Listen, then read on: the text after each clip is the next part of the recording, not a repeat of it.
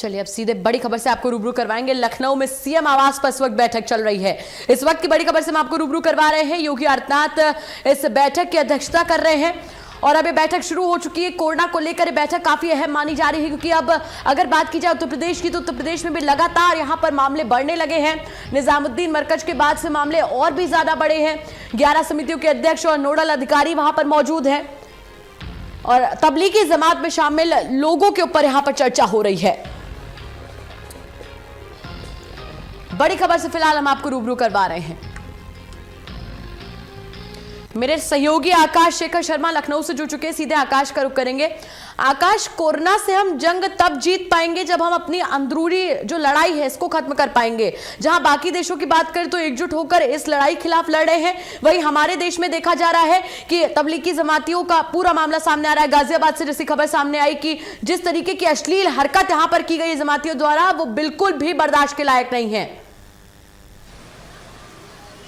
देखिए गौरांशी, जिस तरीके से किया उसी तरीके से जो है उत्तर प्रदेश के मुख्यमंत्री ने उनको सजा भी दी। जहां तक एक स्वास्थ्य कर्मचारी जो महिला है, वो अगर आपकी जो है देखरेख कर रही हैं, मतलब एक माँ के समान जैसे बच्चे की देखरेख करती है, वैसे ही स्वास्थ्य कर्मचारी चाहे वो महिला हो चाहे पुरुष हो, वो उसी तरीके से देखरेख करता है। और ऐसे में उनके साथ बदतमीजी और अश्लील हरकत किया जाता है, ये मुख्यमंत्री को बिल्कुल भी नागवार गुजरा है। और मुख्यमंत्री ने इस पर सीधे सीधे जमातियों के खिलाफ NSA लगाने तक की जो है बात कही कल, और उसके बाद वैसे ही FIR भी दर्ज हुई और उनके खिलाफ कड़ी कार्रवाई भी की जाएगी। और जहां जहां पर भी जमातियों के द्वारा अगर उनका कोरोना पॉजिटिव पाया जाना सामने आएगा, वहां पर इनके पास जो अब पुरुष होंगे वो ही अटेंड करेंगे। मतलब महिला कर्मचारी अब इनकी कोई भी सेवा पानी नहीं करेगी और ना ही देखरेख करेगी। और जाहिर सी बात सबसे बड़ी गौरांशी ये है कि जो ये उत्तर प्रदेश के मुख्यमंत्री ने खुद इसलिए दी कि आखिरकार इन्हीं लोगों की वजह से, साफ तौर पे ये जिम्मेदार हैं, इन जमातियों की वजह से उत्तर प्रदेश में अधिकांश जो है संख्या में कोरोना के पेशेंट बढ़ रहे हैं और लगातार वो बढ़ते ही जा रहे हैं। मतलब सरकार के भी माथे पे एक चिंतन है और चिंता की लकीर है, और लगातार मुख्यमंत्री योगी आदित्यनाथ खुद बैठकें कर रहे हैं। लगातार टोटल टीवी दिखा भी रहा है उनकी बैठकों को, लगातार खुद दौड़ रहे हैं, आइसोलेशन वार्ड तक दौड़ रहे हैं, वहां तक देख भी रहे हैं क्या व्यवस्थाएं चल रही। उसके बावजूद भी अगर इन सारी चीजों को जो है लोग नहीं सुधर पाएंगे, जमातियों के लिए खासतौर पे निर्देश है, तो उनको सुधारने के लिए पुलिस प्रशासन आगे भी कार्रवाई करेगी। जी, यहाँ पर पहला मेडिकल कॉल सेंटर बना है आकाश नोएडा में। सबसे ज्यादा मामले भी इस वक्त अगर देखा जाए तो नोएडा में ही है। ऐसे में क्या कुछ एहतियात बरती जा रही है? आज बैठक में इसको लेकर क्या चर्चा हो सकती है? क्योंकि देखिए नोएडा में लगातार अब पॉजिटिव मामले बढ़ते जा रहे हैं, सबसे ज्यादा यहाँ पर मामले हैं। देखिए गौरांशी, नोएडा ही नहीं, जब उत्तर प्रदेश में जिलों में कोरोना के पॉजिटिव केस बढ़ते जा रहे हैं और हर जगह के लिए ये ध्यान रखा जा रहा है। नोएडा में जो कंट्रोल रूम स्थापित किया गया है वो क्योंकि दिल्ली सटा हुआ एरिया है बगल में, और वहाँ से आसपास के जो क्षेत्र हैं वो भी सटे हुए हैं, उनसे तुरंत इन्फॉर्मेशन मिल सके और सारी चीज़ों की जो जानकारी है वो प्रदेश सरकार के बैठे यहाँ लखनऊ में अधिकारियों तक पहुँच सके। इसी सारी चीज़ों की वजह से वहाँ पर कॉल सेंटर गया है, स्थापित किया गया है।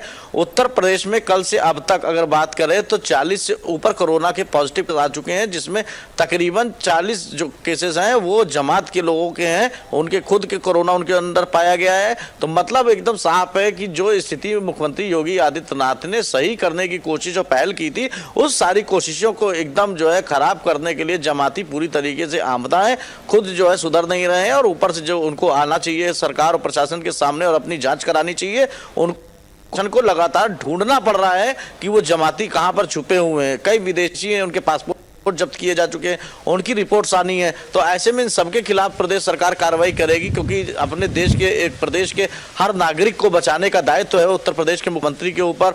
देश के प्रधानमंत्री लगातार बयान भी दे रहे हैं, सारी चीजों की अपील भी कर रहे हैं, उसके बावजूद भी अगर कोई नहीं सुधरता है तो उनके खिलाफ ऐसी ही कार्रवाई होनी चाहिए जिस तरीके से योगी सरकार कर रही है। जी, यहाँ पर जमातियों का आप लगातार जिक्र कर रहे हैं आकाश। हमने एक चीज और देखी कि मेडिकल स्टाफ पर थूक रहे हैं, वो जो महिला नर्स है उसके सामने अश्लील हरकत कर रहे हैं। और दूसरी सबसे बड़ी बात यहाँ पर यह है कि उनके ही इलाज के लिए उन्हें गिरफ्तार करना पड़ रहा है, ढूंढना पड़ रहा है। ऐसे में कैसी देश से दुश्मनी निकाल रहे हैं? देखिए ये अगर देखा जाए गौरांशी, तो देश में पहली बार ऐसा हुआ होगा कि जहां पर एक तरीके से पीड़ितों, एक कोरोना पीड़ित के ऊपर NSA की धारा लगाई जाती है और उसके बाद उनको बाद में गिरफ्तार करके कार्रवाई किए जाने का भी प्रावधान है, जिसमें में अगर इस तरीके की स्थिति हो रही है तो प्रदेश सरकार मजबूर क्यों हो, ये भी सबके सामने है। कोई भी व्यक्ति या कोई भी सरकार ये नहीं चाहती है कि जो भी महिला कर्मचारी उनके लिए एक माँ की तरह सेवा करे, उनसे कोई बदतमीजी या अश्लील हरकतें करे। ऐसे में जो कहीं अगर ये सब नाराज होती है और प्रदेश सरकार कार्रवाई न करती तो पूरे प्रदेश स्तर पे इसका असर पड़ता और स्वास्थ्य सेवाएं बाधित होती। तो सरकार ने भी सारी मौके की नजाकत समझी और इस तरीके की कार्रवाई की भी की। और क्योंकि कहीं ना कहीं जो जमातियों की वजह से जो कोरोना के केसेस बढ़े हैं उसको भी लेकर के मुख्यमंत्री लगातार जैसे ही उनको जानकारी हुई थी दिल्ली वाली मस्जिद को लेकर के, तो उन्होंने तुरंत अपने सारे दौरे रद्द करके हाई लेवल मीटिंग बुलाई थी, लखनऊ में बैठक की थी और कई बार लगातार बैठकों के दौर उनके चलते जा रहे हैं।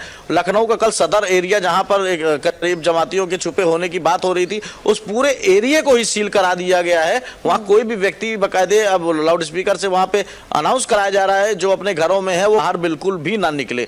मतलब इनकी वजह से और लोग जो सही में परेशान हो रहे हैं उसकी जिम्मेदारी इन्हीं की है। अब सरकार की मजबूरी है कि उनको सबको पूरी तरीके से उस एरिया में सील करना पड़ रहा है। जी आकाश, यहाँ पर जिस तरीके से अब मामले, हालांकि हमने स्थिति काफी हद तक बाकी देशों के मुकाबले कंट्रोल करके रखी थी, लेकिन जमातियों के केस के बाद में अब स्थिति थोड़ी ज्यादा भयावन हो रही है। ऐसे में अब क्या कुछ उत्तर प्रदेश सरकार की तरफ से कदम उठाए जाएंगे? आज बैठक में क्या कुछ चर्चा होगी, इसके बारे में अपडेट दीजिए। देखिए, जो बैठक हो रही है तभी तमाम वो अधिकारी है, प्रमुख सचिव स्वास्थ्य हैं, अपर मुख्य सचिव गृह हैं, डीजीपी हैं, कई जो कोरोना से जुड़े हुए अधिकारी हैं वो सब सम्मिलित है उसमें। और बैठक में क्या निर्णय होते हैं वो कुछ देर बाद ही पता चल पाएगा, क्योंकि उसके बाद एक प्रेस नोट जारी होगा जिसको हम आपके माध्यम से अपने दर्शकों को बताएंगे। और सबसे बड़ी बात यह है कि योगी आदित्यनाथ दिन भर में तकरीबन 4 से 5 बैठकें कर रहे हैं और हर चीज़ की लगातार मॉनिटरिंग स्वयं कर रहे हैं कि किसी भी तरीके की कोई भी चूक कहीं ना हो जिससे कि कोई भी प्रदेश की स्थिति भयावह हो या स्थिति संभाल पाने में नाकाम हो। क्योंकि योगी आदित्यनाथ का सीधा कहना है कि प्रदेश की एक एक जनता और एक एक नागरिक को बचाना उनका कर्तव्य है और ये जिम्मेदारी जब तक पूरी नहीं होगी तब तक वो इसी तरीके से प्रदेश में दौड़ भाग करते रहेंगे। जी चलिए, बहुत बहुत शुक्रिया आकाश हमसे जुड़ने के लिए, तमाम जानकारियों से रूबरू करवाने के लिए।